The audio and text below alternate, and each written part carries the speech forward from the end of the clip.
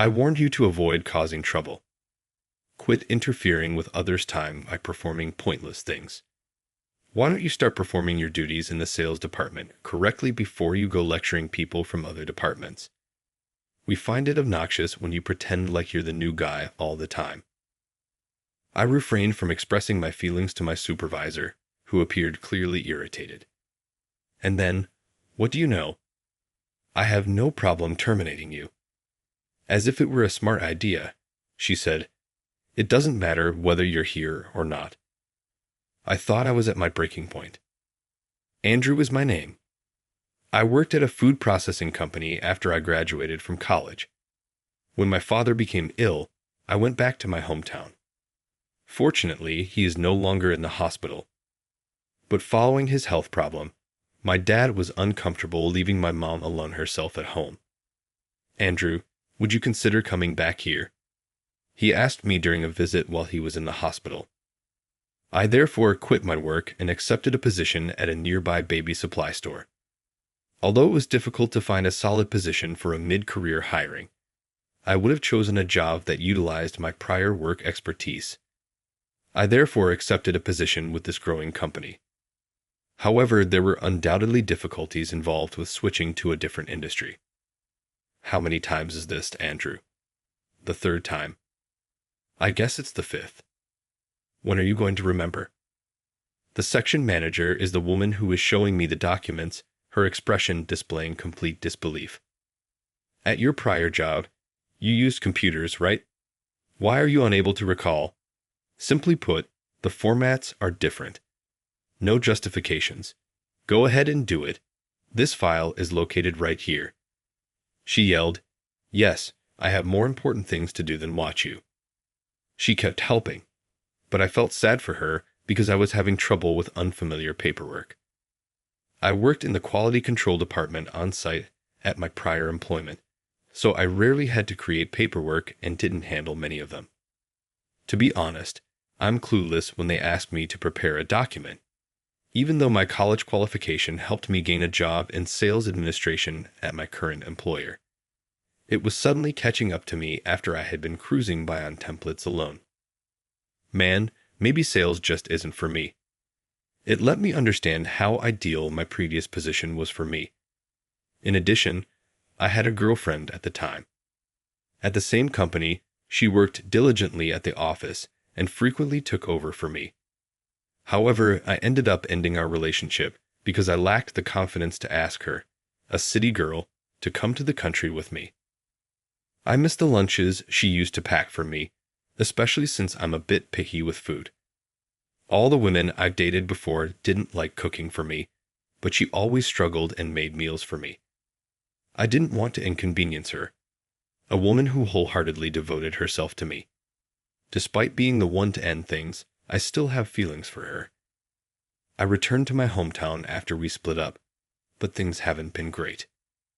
I contemplate quitting my job almost daily, but since I haven't been at this company for long, it might impact my job hunting prospects. So, for now, I'm just observing how things go. It's pretty much an escape from reality. While I'm discontented with my current situation and anxious about the future, I can't take the next step forward. One day, someone from the planning department brought up a collaboration project with a major food company. Our company is fairly large in the baby product business, and our mascot character is quite popular among customers.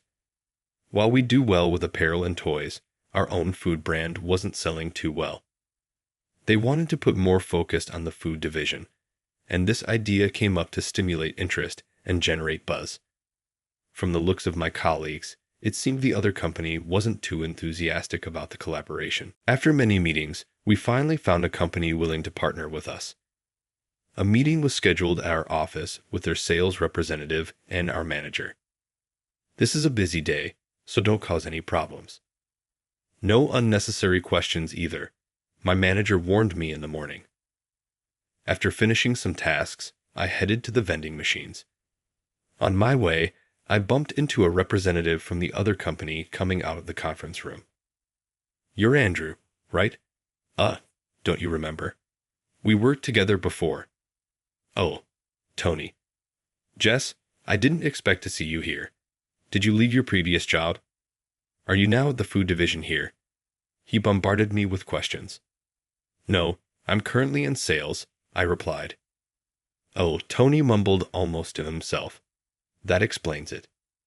That explains it. What's that supposed to mean? I was about to ask him when my cell phone rang. It was a call from my manager. Sorry. Please, go on without minding me. I'll visit again, said Tony, and he left while my phone continued to ring. I answered it. The first thing I heard was, You're late. Where are you? At the vending. Come back right now, my manager said, abruptly ending the call. I returned to my department to see a flurry of activity. One of my colleagues who had been in a meeting told me, the sample we presented as a product image wasn't well received by the client. We need a new one by the week after next. Our department and planning are all hands on deck for overtime. You're free, right? The manager added, let Andrew handle the menial tasks. She handed me some documents to copy and went back to her tasks. Menial tasks, huh? Looking around, while the feedback seemed negative, everyone had a determined spirit, thinking we still had a chance next time. I felt isolated from the group. I may be a burden, but I want to help in some way. That's what I thought, so I pulled out a notebook where I'd written some half-finished notes and decided to continue writing in it. It was a small thing, but consistency appeared to be key. By reviewing repeatedly, I reduced my mistakes. When I finally had some free time, Mike from the planning department gave me some leftover baby food samples. I'm confident about this one, he said, and I eagerly tasted the carrot puree. Instantly, I blurted out, This is awful. Unintentionally, I continued, Well, it's baby food.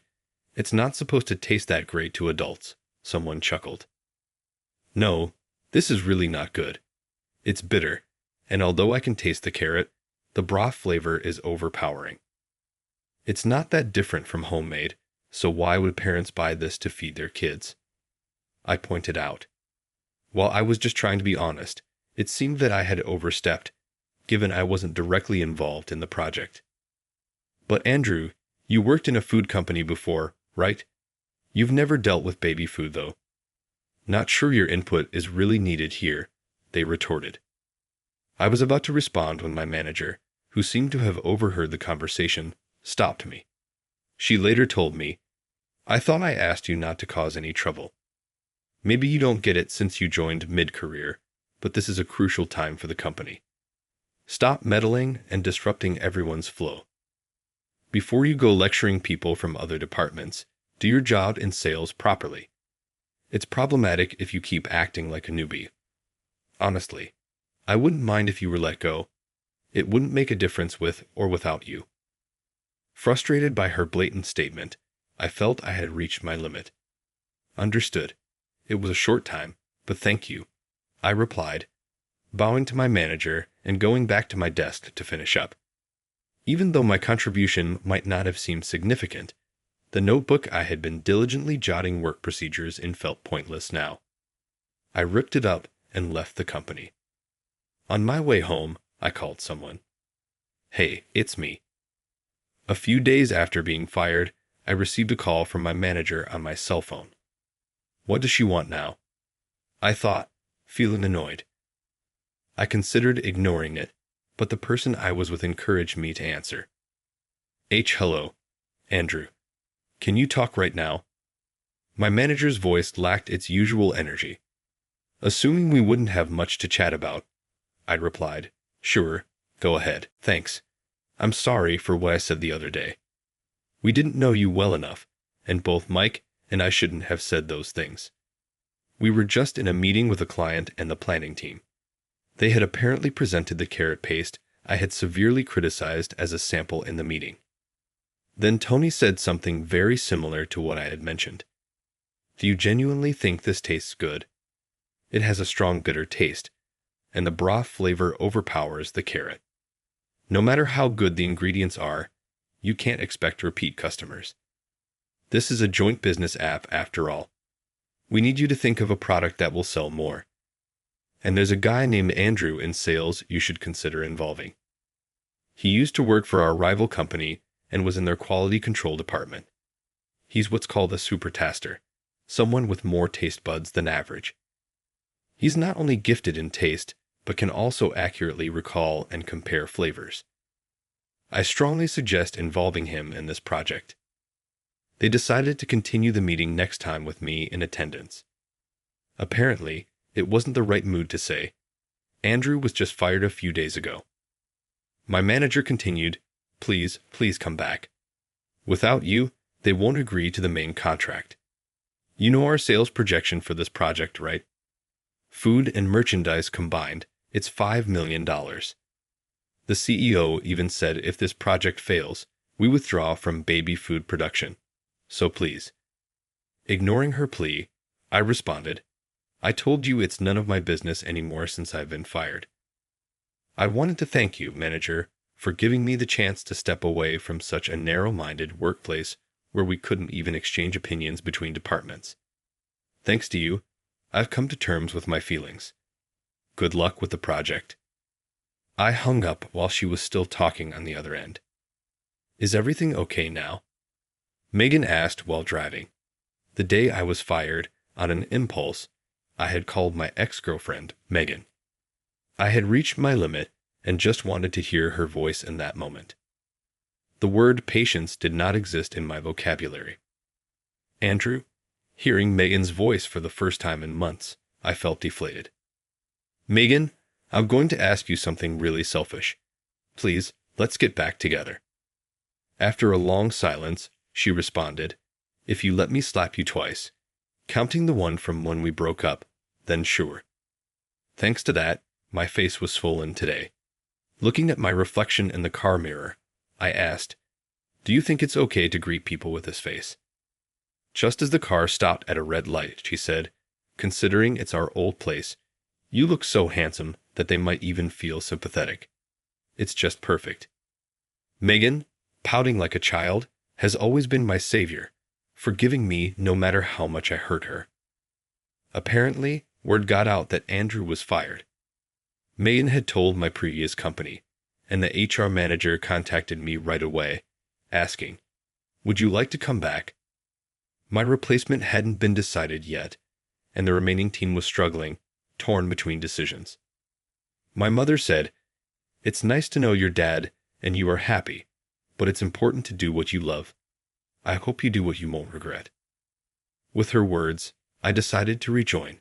Still, I feel uneasy about living away from my parents, so I think I'll consult with them when buying a house. I need to earn a lot for that. Welcome back. Isn't it too soon? My colleague Ken joked, but I, donning my pristine work uniform, felt it fit perfectly and replied, no, I think I realized it too late. That previous project did end up getting canceled, and the company withdrew from baby food production. Meanwhile, my company ventured into baby food production. I attended the product development meetings as a representative of the quality control department. The environment in which opinions can be exchanged regardless of faction is a meaningful one. The products that have been launched have been well received by consumers and are selling well, and there is already talk of increasing the variety of flavors and forms to suit different uses, such as travel-sized products. Watching children enjoy the food, I feel fulfilled. There are many foods I don't like, but I want everyone to taste something even I find delicious. Just realizing this made those few months' experiences invaluable to me.